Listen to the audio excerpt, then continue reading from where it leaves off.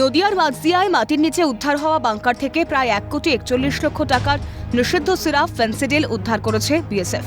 সোমবার সেই বিপুল পরিমাণ ফেন্সিডিল কৃষ্ণনগর জেলা আদালতের এনটিপিএস আদালতে তোলা হয়। মঙ্গলবার ফেন্সিডিলগুলি কৃষ্ণনগর জেলা আদালতের এনটিপিএস আদালতে তোলা হবে। মঙ্গলবারে সেগুলি প্রডিউস করা হবে বলে বিএসএফ সূত্রে খবর। এদিকে মাঝদিয়ায় বাংকারগুলি উদ্ধারের পর থেকেই থমথমে এলাকা, আতঙ্কের বাতাবরণ। এর নেপথ্যে বিশাল এক অপরাধ জগৎ রয়েছে বলে অনুমান। প্রশাসনের ভূমিকাতে নিরাপত্তাহীনতায় ভুগছেন বাসিন্দারা। তবে একদিনে যে এই কর্মকাণ্ড হয়নি তা এক বাক্যে স্বীকার করছেন সকলে। ভয় মানে ভীষণ ভয়, ভয়ের মধ্যেই রয়েছি আমরা। জাস্ট আমাদের মাঝদিয়া বাড়ি, ওখানতে দেখতে এলাম, সবাই আসছে তাই এলাম দেখতে। কি পরিস্থিতি মনে হচ্ছে? থমথমে আর কি, আতঙ্কে রয়েছেন তো? হ্যাঁ, আতঙ্কে তো আছি। তুলনা করা যায় এগুলো? এইটুকুনি বলতে পারি যে এটা একদিনে হয়নি, একদিনে হয়নি, অনেক দিনই লেগেছে।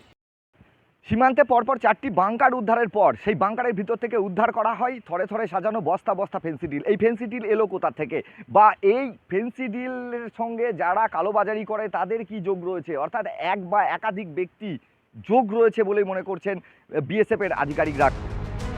সীমান্তে বাংকার উদ্ধারে বাড়ছে রহস্য। এই রহস্যর পর্দার ওপারে কে তা জানতে প্রয়োজন যথাযথ তদন্ত, থাকছে নজর। নদিয়া থেকে প্রসেনজিৎ বিশ্বাস ও তন্ময় ভট্টাচার্যের রিপোর্ট, ক্যালকাটা নিউজ।